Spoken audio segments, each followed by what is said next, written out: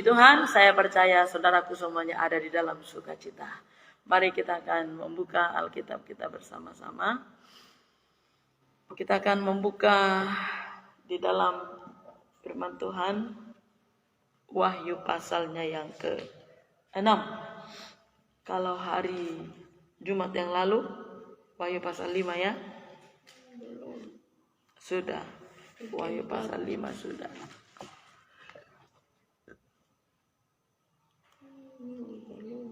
Sudah Wahyu pasal 5 sudah.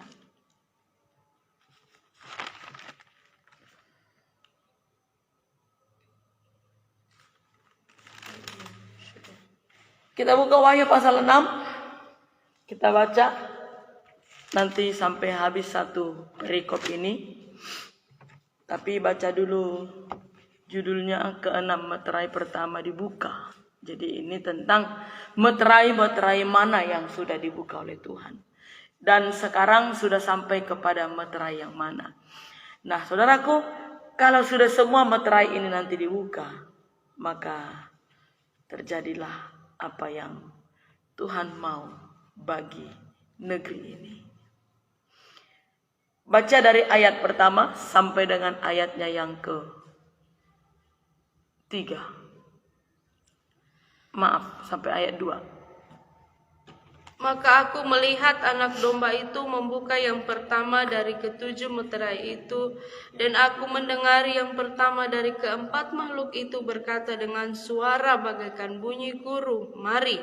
Dan aku melihat sesungguhnya ada seekor kuda putih, dan orang yang menungganginya memegang sebuah panah, dan kepadanya dikaruniakan sebuah mahkota. Lalu ia maju sebagai pemenang untuk merebut kemenangan. Haleluya. Saudaraku, ini masih penglihatan Rasul Yohanes. Ketika pintu surga sudah dibuka, dia lihat di dalam penglihatannya itu. Dan di sana tadi dikatakan ada seekor kuda putih dan ada orang yang menungganginya. Ini melambangkan daripada kebenaran. Ada orang yang menunggangi kebenaran itu. Ada orang yang menduduki kebenaran itu. Ada orang yang mencoba untuk menghalangi kebenaran itu. Jadi jangan katakan bahwa seekor kuda putih ini lalu yang menungganginya adalah Tuhan Yesus. Ini kadangkala kita ini kalau yang putih-putih semua dilambangkan kepada Tuhan Yesus. Ya. Dan aku melihat sesungguhnya ada seekor kuda putih dan orang yang menungganginya memegang sebuah panah, dan kepadanya dikaruniakan sebuah mahkota. Lalu ia maju sebagai pemenang untuk merebut kemenangan. Saudaraku pasti tahu serigala berbulu domba. Amin. Betul. Kita pikir itu domba, ternyata serigala. Kita pikir dia membawa kebenaran, ternyata yang dia bawa adalah apa? Malapetaka. Kita pikir ajaran yang benar yang dia sampaikan, ternyata ajaran yang menyesatkan. Ini banyak sekarang terjadi saudaraku. Menimpa gereja-gereja Tuhan. Jangan pikir kalau sudah pendeta itu selalu menyuarakan kebenaran. Banyak sekali hamba-hamba Tuhan sekarang bukan lagi suara kebenaran yang dia sampaikan. Tetapi yang dia sampaikan adalah suara hatinya. Suara pikirannya sendiri, kehendaknya sendiri. Bagaimana caranya untuk menyenangkan hati manusia sehingga banyak pengikut-pengikutnya. Ini toh tadi dikasih sebuah apa tadi? Apakah tadi panah kah? Untuk merebut kemenangan. Untuk merebut kemenangan. Bayangkan, jadi saya mau bilang, sekarang ini pun iblis giat sekali untuk menuai jiwa-jiwa, untuk dia bawa ke neraka. Bayangkan saudaraku, mereka itu menuai jiwa-jiwa non-stop 24 jam satu hari. Bagaimana tidak banyak jiwa yang mereka tuai, yang akan mereka bawa ke neraka. Banyak saudaraku. Perhatikan itu, yang membangun khilafah. Bagaimana orang Kristen membangun khilafah? Di Jawa itu. Di Magelang. Khilafah itu mereka bangun semegah mungkin, seindah mungkin. Lalu di khusus tempat ruang doa itu, dindingnya mereka bikin dari emas. Wow. Bayangkan. Dibangun itu untuk apa? Sekarang ini yang perlu kita bangun itu adalah bait Allah yang hidup ini. Ini yang perlu kita dandani. Hati kita ini yang perlu kita dandani seperti emas murni.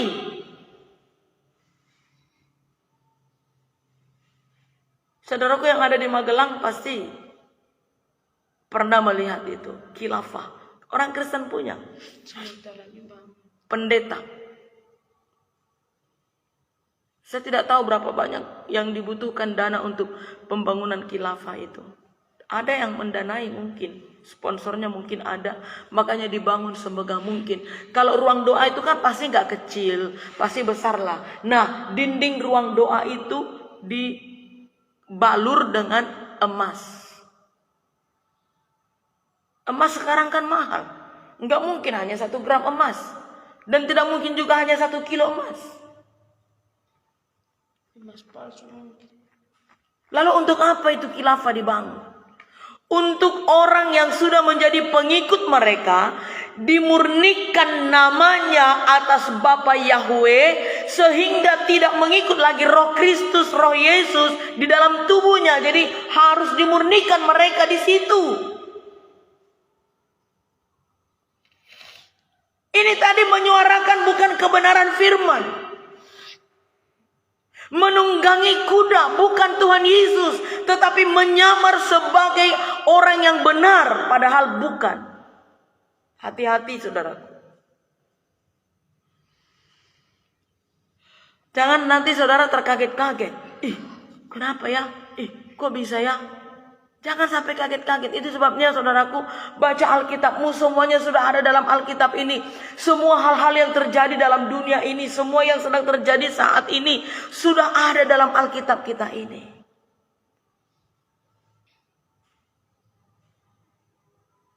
Dan mereka mencoba untuk merebut kemenangan yang sudah diberikan Tuhan Yesus kepada kita. Dengan ajaran-ajaran palsu mereka. Kalau kita tidak berakar di dalam firman, kalau kita hanya sebagai jemaat suam-suam kuku saja, kalau kita hanya sebagai jemaat yang ada di dalam gereja, tetapi Kristus tidak ada di dalam kita, maka akan gampang diseret oleh mereka.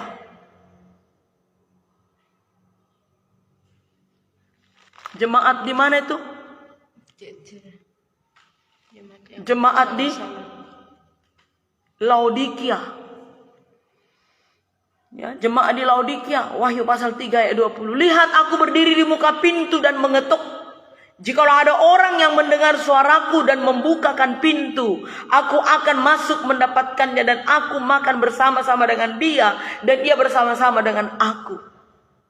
Ayat 20, lihat aku mengetuk pintu, berdiri di depan pintu. Artinya banyak orang di dalam gereja, ya saya mau bilang, banyak orang di dalam gereja, tetapi Kristus tidak ada di dalam mereka. Ini akan gampang diseret menjadi pengikut-pengikut ajaran mereka itu.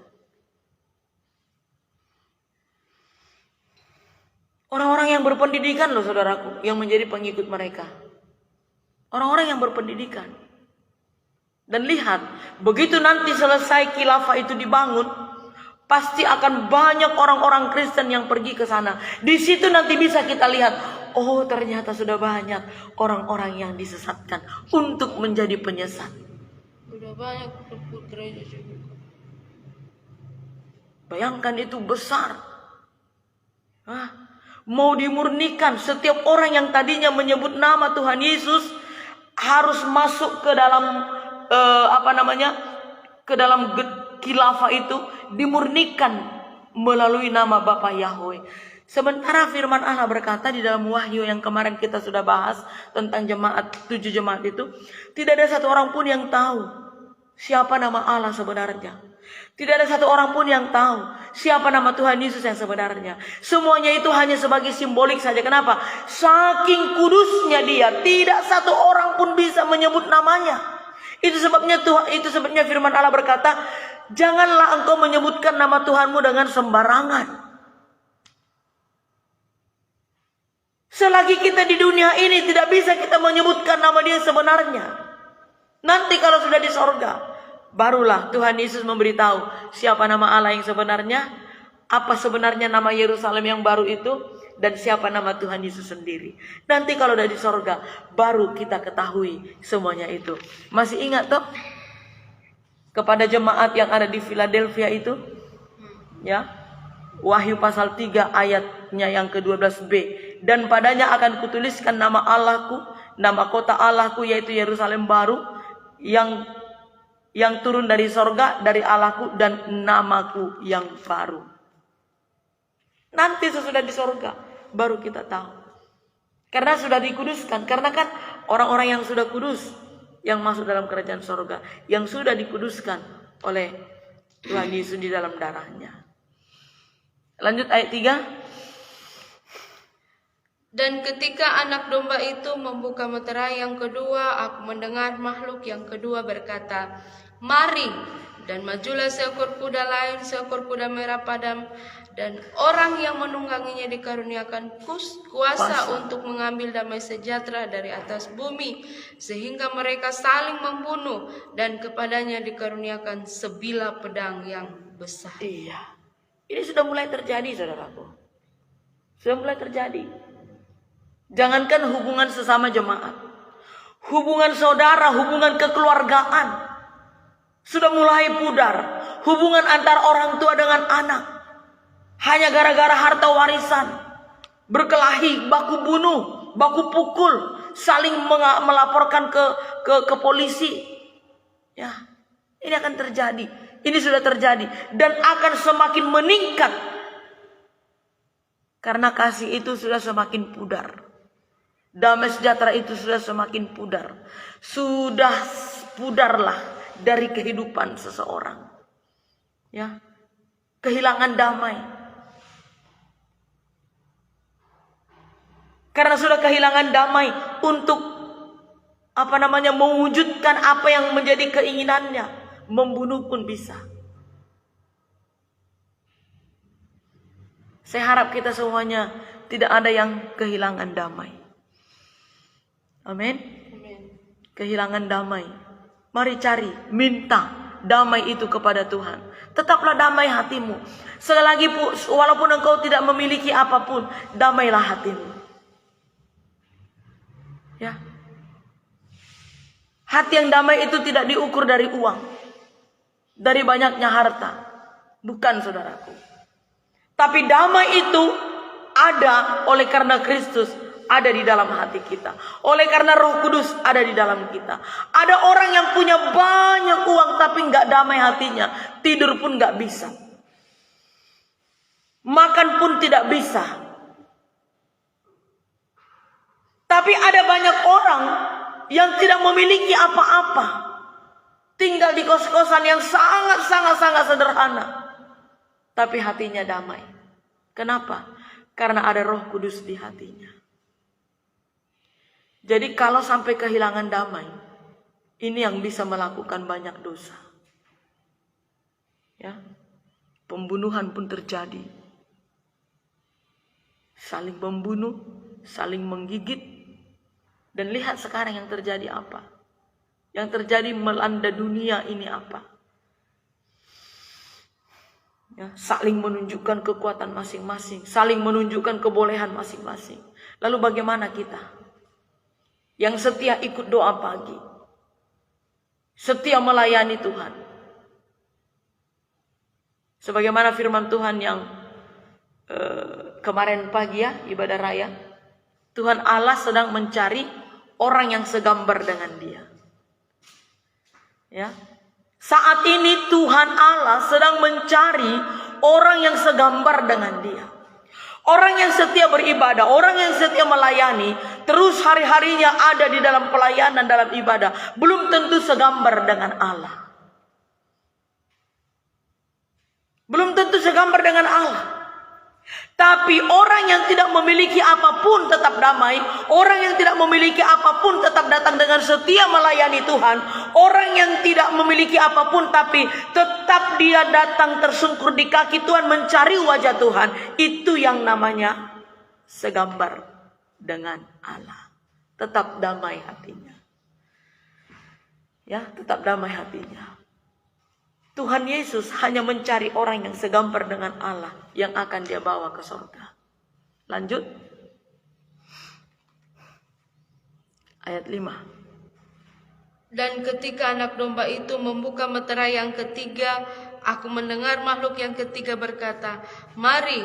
Dan aku melihat sesungguhnya ada seekor kuda hitam dan orang yang menungganginya memegang sebuah timbangan di tangannya. Terus? Dan aku mendengar seperti ada suara di tengah-tengah keempat makhluk itu berkata, "Secupak gandum sedinar dan 3 cupak jelai sedinar.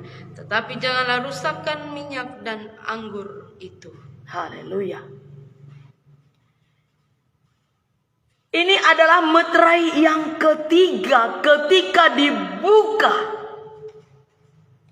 Perekonomian yang melanda dunia, ekonomi harga semakin meningkat, tapi nilai mata uang semakin merosot.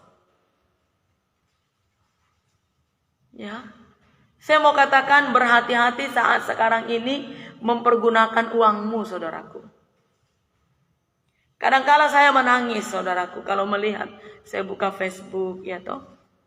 Kenapa saya menangis? Ada banyak sekali di Facebook ini orang pakai data itu untuk live yang gak karu-karuan. Melipat pakaian aja pun live. Makan pun live. Masuk di restoran mewah dan makan di sana live. Cobakah kalau engkau mau live itu, live lah tentang firman Allah yang kau sampaikan. Live lah tentang kesaksian.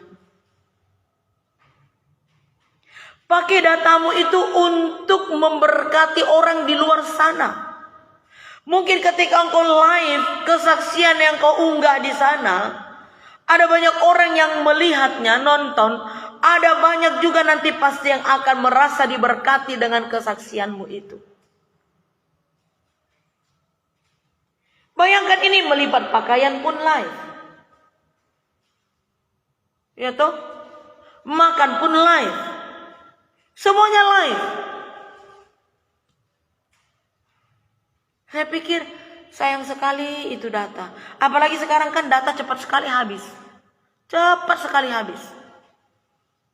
Sepertinya data itu cepat sekali disedot kalau kita lagi live.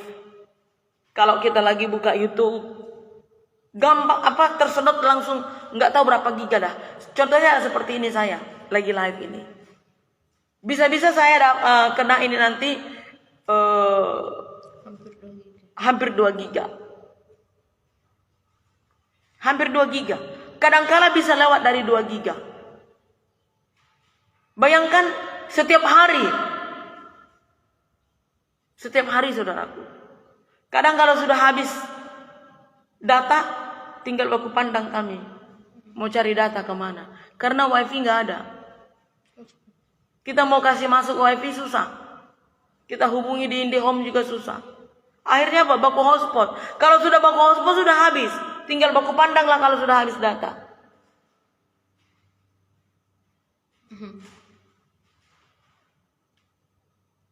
Sementara kalau kita lihat orang banyak sekali menghambur-hamburkan data. Saudaraku, ini firman Allah sudah mulai digenapi. Dan kalau sudah dimulai Great Tribulation, harga semakin meningkat, semakin mahal. Gaji 1 bulan hanya mencukupi kebutuhan 1 hari untuk 1 keluarga. Kalau mulai dari sekarang kita tidak menghemat, jangan menghambur-hamburkan uangmu mulai dari sekarang. Jangan engkau menghambur-hamburkan dengan engkau pergi piknik kah, mau kemana kah, memberi untuk dipuji-puji, apa? Mau shopping kah, apakah? Saking seriusnya toh, bilang shopping jadi shopping. Jangan hambur-hamburkan uangmu, menghematlah. Itu sebabnya dikatakan di sini secupak gandum sedinar dan 3 cupak jelai sedinar, tetapi jangan rusakkan minyak dan anggur. Minyak ini adalah urapan daripada Allah itu yang ada di hati kita ini, dan anggur itu firman Allah. Tetap simpan di hatimu. Urapan Allah, firman Allah itu tetap buat di sini, supaya ketika masa kesukaran yang sangat berat itu terjadi, kita tidak sampai menggadaikan iman kita hanya untuk kebutuhan perut. Kampung tengah ini, yang sejengkal ini, apa itu? Perut. Ini tadi akan banyak nanti baku bunuh hanya untuk mendapatkan makanan. Sekarang saja minyak goreng di Papua itu tidak sampai 1 liter. Berapa harganya? 30? Iya, 32. 32.000. Enggak sampai 1 liter. Kecil saja. Mungkin setengah kilo pun tidak ada. 900 mil. Hanya 900 mil. 900 mil berarti enggak ada setengah kilo ya? Ada? Ada. Setengah kilo. Ya kurang lebih setengah kilo lah. Tapi 32.000 harganya. Itu masih minyak yang paling murah. Gula justru 30. Lalu gula 1 kilo 30.000. Bayangkan saudaraku. Itu di Papua.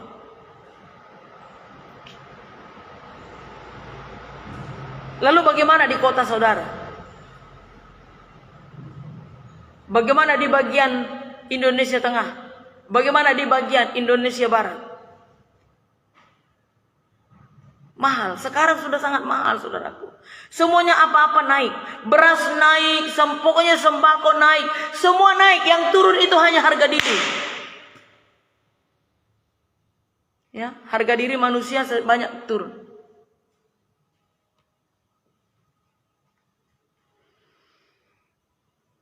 Jangan rusakkan minyak dan anggur.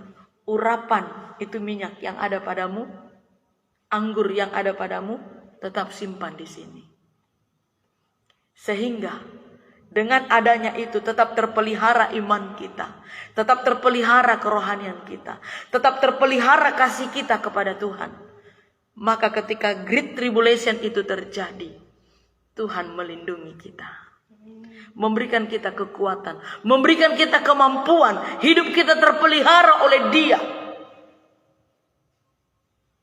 Yakin dan percaya, great tribulation itu pasti akan dimulai mungkin tahun depan. Tahu great tribulation? Kesusahan 3,5 tahun. Apa yang menimpa di zamannya Elisa, ya, apa yang menimpa di zamannya Elisa 3,5 tahun, itu akan terjadi di zamannya kita ini. Itu akan terjadi di zamannya kita ini. Maka dari itu mulai dari sekarang banyak berdoa, banyak membangun hubungan pribadi dengan Tuhan, banyak menaikkan pujian penyembahan kepada Tuhan, supaya ada Roh Kudus di sini terpelihara. Minyak itu tadi maksudnya adalah ketika kita menaikkan pujian penyembahan dengan setia, maka Roh Kudus itu tetap ada bekerja di sini, berkarya di sini, yang memberikan kekuatan kepada kita. Amin. Amin. Lanjut ayat 7. Dan ketika anak domba itu membuka meterai yang keempat, aku mendengar suara makhluk yang keempat berkata, "Mari." Dan aku melihat sesungguhnya ada seekor kuda hijau kuning dan orang yang menungganginya bernama Maut. Dan kerajaan maut mengikutinya. Dan kepada mereka diberikan kuasa atas 1/4 dari bumi untuk membunuh dengan pedang. Dan dengan kelaparan dan sampar. Dan dengan binatang-binatang buas yang di bumi. Nah, bayangkan saudaraku, beruntun loh. Sesudahnya masa Great Tribulation, terjadi lagi perang. Great Tribulation ini akan terjadi lagi. Ya, ini yang lebih bahaya, ini yang lebih menyakitkan lagi. Sudah terjadi masa kelaparan, sudah terjadi bencana kelaparan mendunia, ya. Bencana kelaparan mendunia, lalu akan terjadi lagi apa? Maut, kerajaan maut datang. Disitulah dikatakan sampai 1/4 dari bumi ini penduduknya mati terbunuh. Perang.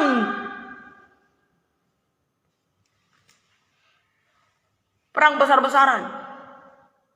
Antar negara berperang. Disertai dengan kelaparan dan penyakit sampar.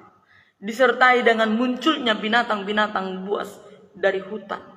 Bayangkan mau kemana lari manusia itu kalau nggak berlindung kepada Tuhan. Apakah wahyu ini cerita dongeng? Cerita menakutkan? Tidak. Tuhan memberitahukan ini akan terjadi. Sebelum terjadi dia beritahu kepada kita supaya kita bisa berjaga-jaga, supaya kita banyak berdoa.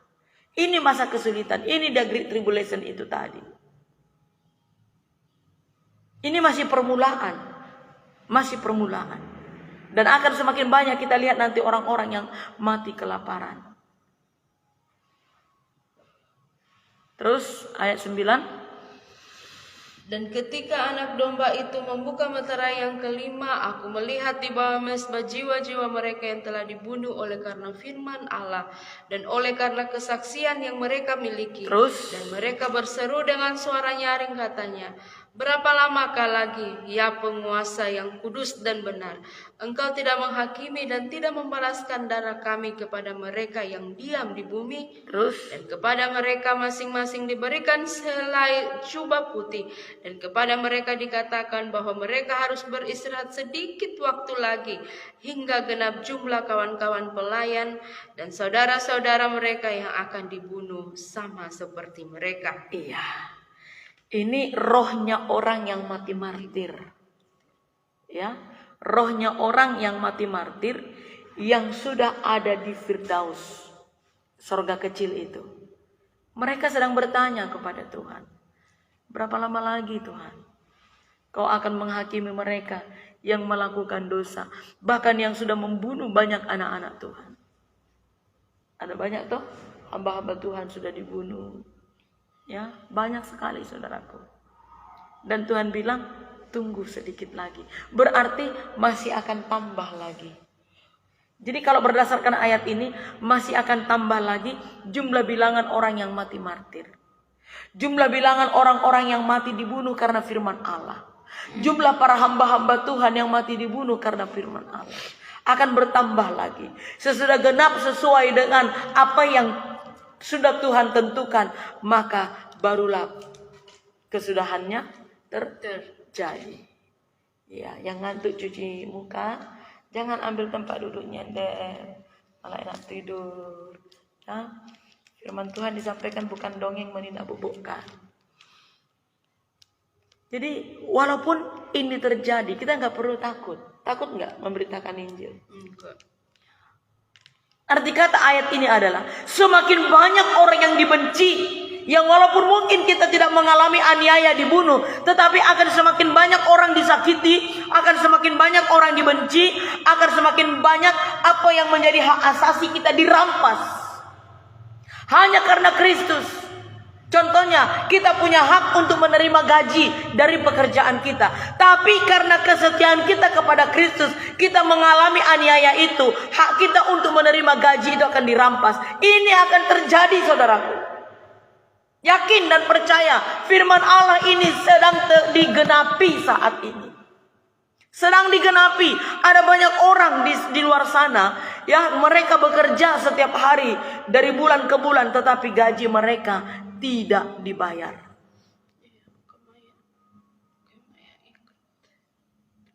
Mereka tetap setia mengerjakan pekerjaannya. Mereka seorang pegawai negeri, mereka tetap setia setiap hari. Sudah berbulan-bulan mereka itu bekerja hanya oleh karena tidak mengikuti ada satu peraturan tertentu. Sampai akhirnya gaji mereka sudah ada yang 1 tahun tidak dibayar. Karena ada persyaratan. Dan persyaratan itu satu mereka tidak kerjakan. Tetapi mereka tetap dengan setia bekerja. Tetap mereka setia kerjakan. Apa yang menjadi hak mereka untuk menerima upah tidak dibayar. Ini akan terjadi lagi saudaraku. Semakin meningkat. Semakin meningkat saudaraku. Lanjut. Maka aku melihat ketika anak domba itu membuka meterai yang ke-6, sesungguhnya terjadilah gempa bumi yang dahsyat dan matahari menjadi hitam bagaikan karung rambut dan bulan menjadi merah seluruhnya bagaikan darah, dan bintang-bintang di langit berjatuhan ke atas bumi bagaikan pohon ara, menggugurkan buah-buahnya yang mentah apabila ia digoncang angin yang kencang. Maka menyusutlah langit bagaikan gulungan kitab yang digulung, dan tergeserlah gunung-gunung dan pulau-pulau dari tempatnya. Haleluya. Dan raja-raja sampai di situ dulu. Ketika meterai ke-6 dibuka, banyak peristiwa yang terjadi di langit. Itu maksudnya. Oleh karena banyak peristiwa yang terjadi di langit, maka gempa yang sangat dahsyat menimpa bumi. Karena banyak peristiwa terjadi di langit, banyak peristiwa di bumi, sehingga penduduk berusaha untuk lari sembunyi. Saya mau bilang kepada saudara, kemanapun kita sembunyi, nggak bisa saudaraku. Saya mau bersembunyi, saya banyak uang, saya mau sewa helikopter, saya mau sewa pesawat pribadi. Jadi selama peristiwa itu terjadi, biar saya mengudara terus. Sampai kapan? Sampai kapan? Tidak akan bisa. Terus baca. Dan raja-raja di bumi, dan pembesar-pembesar, serta perwira-perwira, dan orang-orang kaya, serta orang-orang berkuasa, dan semua budak, serta orang merdeka bersembunyi ke dalam gua-gua dan celah-celah batu karang di gunung. Terus? Dan mereka berkata kepada gunung-gunung dan kepada batu-batu karang itu, runtuhlah menimpa kami dan sembunyikanlah kami terhadap Dia yang duduk di atas tahta dan terhadap murka anak domba itu. Sebab sudah tiba hari besar murka mereka, dan siapakah yang dapat bertahan? Iya. Mau sembunyi kemana pun tidak bisa. Mau kita punya banyak uang, ayo kita pindah ke sana. Contohnya ya, yang dari Papua bilang, ayo pindah kita ke Sumatera. Di Sumatera juga terjadi hal yang sama. Ayo kita pindah ke Poso. Di Poso juga terjadi hal yang sama. Ayo kita pindah ke Bali. Di Bali juga terjadi hal yang sama. Ayo kita pindah ke Kalimantan. Di Kalimantan juga. Mau kemanapun, ke negara manapun kita pindah, karena kita punya banyak uang mungkin, tidak akan bisa. Siapa yang bisa berlindung, siapa yang bisa sembunyi dari murka Allah? Tidak ada. Mau datang ke Papua juga tidak bisa. Di Papua ini juga sedang terjadi, sama melanda seluruh dunia. Apalagi di Papua banyak gunung. Gempa-gempa tadi itu katanya, sampai gunung-gunung pun runtuh saking gempa itu saudaraku. Papua ada prioritas Tuhan. Prioritas bagi umatnya. Iya, kita tahu. Memang Papua ada prioritas. Saya bersyukur kepada Tuhan bahwa ada prioritas dari Tuhan untuk Papua. Bukan berarti bencana kelaparan tidak melanda Papua, tetap. Ya, itu keuntungannya. Bercocok tanam, tapi sampai kapan bertahan? Sampai Maranatha. Sampai Maranatha. Kita hanya bisa bertahan di dalam Tuhan saja. Mau kemanapun kita sembunyi dari murka Allah, tidak bisa. Yang ada adalah mulai saat sekarang ini, tingkatkan hubungan kita kepada Tuhan. Biarkan hubungan kita intim. Sebagaimana tadi dikatakan di dalam Wahyu pasal 3 ayat 20 itu, bahwa dikatakan dia mengetuk pintu. Jikalau ada orang yang mendengar suaraku dan membukakan pintu, aku akan masuk mendapatkannya, dan aku makan bersama-sama dengan dia, dan ia bersama-sama dengan aku. Artinya adalah ada hubungan yang intim dengan Tuhan. Ketika Kristus ada di dalam kita, ketika kita menaikkan pujian penyembahan kepada Tuhan, itulah dia hubungan yang intim. Jadi adakan hubungan yang intim. Setiap orang yang memiliki hubungan yang intim dengan Tuhan akan diselamatkan. Buktinya Nuh. Bukankah Nuh memiliki hubungan yang intim dengan Allah? Bukankah Nuh memiliki hubungan yang intim dengan Dia setiap hari? Maka hanya Nuh bersama dengan keluarganya yang diselamatkan dari air bah. Dan di akhir zaman ini juga, hanya orang yang memiliki hubungan yang intim, seperti apapun kesukaran yang berat itu, seperti apapun kesusahan yang besar itu, ketika kita masih tetap menjalin hubungan yang intim dengan Tuhan, maka kita akan mengalami pengangkatan rapture. Amin. Amin. Amin. Gitu. Jadi perang Harmagedon itu, runtuhnya Babel itu, anak-anak Tuhan itu akan dilindungi Tuhan. Jadi mari saudaraku, mulai saat sekarang ini, teruslah tingkatkan hubungan yang intim dengan Tuhan. Jangan hanya intim dengan Pacar. HP. Mari dulu. Jangan meningkatkan hubungan yang intim dengan ini. Tidak ada keselamatan dari sini. Ya. Saudaraku tahu kitab Nahum pasal 1. Kitab Nahum pasal 1 itu mengatakan bahwa Allah itu pencemburu. Dan dia pendendam. Dan amarahnya sangat luar biasa kepada para lawannya. Siapa lawannya? Lawannya adalah yang tidak memiliki hubungan yang intim dengan Tuhan. Jadi jangan pernah memiliki hubungan yang intim dengan ini. Saudaraku, saking intimnya berhubungan dengan handphone, tidak tahu udah berapa puluh kali saudaraku mengganti casingnya. Ya, nggak tahu udah berapa puluh kali mengganti casingnya. Karena apa? Karena punya hubungan yang intim. Sudahlah nanti casingnya ini pudar atau sudah mulai pecah. Ya toh? Dan saking mempunyai hubungan yang intim dengan handphone ini, udah nggak tahu berapa kali handphone diganti. Sementara Alkitab ini masih bersih, masih baku lengket antara yang satu dengan yang lainnya. Kalau kita mau buka begitu susah. Kita mau bilang saya mengasihi Tuhan Yesus, Dialah segalanya, Dia bagiku. Oh, kita melompat-lompat menari. Tapi betulkah Tuhan Yesus segalanya bagi kita? Benarkah Dia yang paling utama dalam hidup kita? Benarkah kita bergaul intim dengan Dia atau dengan ini? Bayangkan saudaraku, kaget bangun tengah malam, HP yang dicari. Bangun pagi sebelum melakukan aktivitas, HP yang dicari. Sebelum mandi buka HP, sebelum pergi bekerja buka HP, sampai di tempat kerja buka HP, mau pulang buka HP, sampai di rumah buka HP. Pokoknya hampir 24 jam handphone ini di tangan. Sampai ke kamar mandi, mau jongkok di kamar mandi pun bawa HP.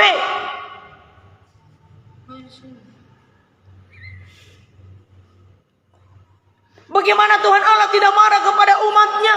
Karena sudah lebih mencintai dunia ini, sudah lebih mencintai barang-barang yang indah dalam dunia ini dibandingkan Dia. Itu sebabnya murka Allah menimpa dunia ini. Nyanyi pada hari Minggu, oh sampai menangis, angkat tangan dua-dua. Tapi sampai di situ saja, pulang selupa. Ini sering terjadi menimpa gereja. Itu sebabnya jemaat ada di dalam gereja, tetapi Tuhan tidak di dalam jemaat.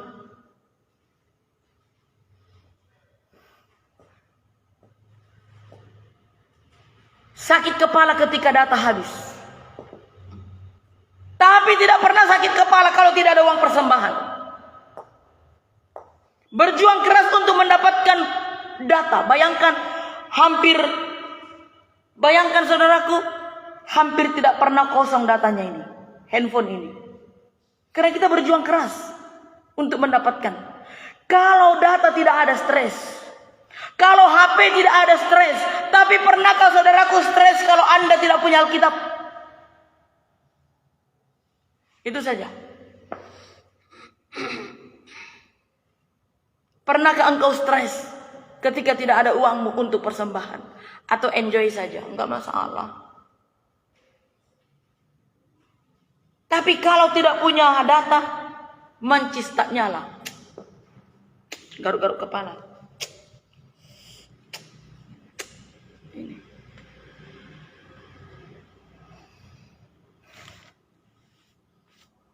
Kalau saya tidak ada data, saya sedih. Jujur saja. Kalau saya tidak ada data, saya sedih. Jujur, kenapa saya sedih? Karena saya banyak sekali pelayanan di HP. Ada banyak hal. Biasa-biasa saja. Ada banyak hal. Bukan stres, tapi sedih. Beda sedih, beda stres. Kalau saya biasa-biasa saja, berarti tidak ada. Karena ada banyak hal yang saya mau kerjakan di handphone ini.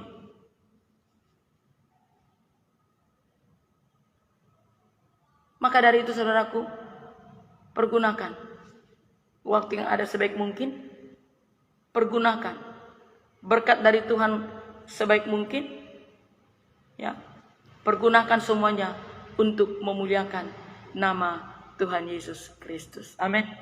Dan tetaplah bertahan sampai pada kesudahannya. Maka kita semuanya akan selamat. Haleluya.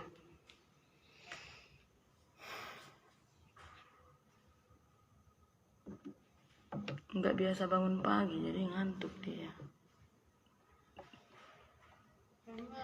Tidur jam 1. Makanya jangan nonton kalian.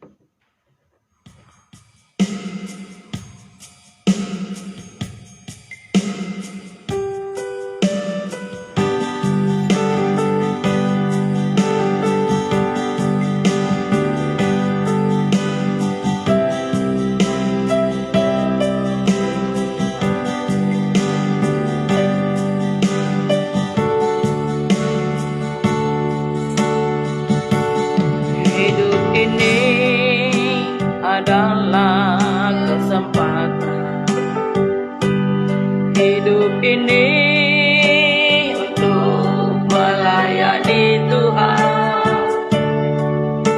Jangan sia-siakan waktu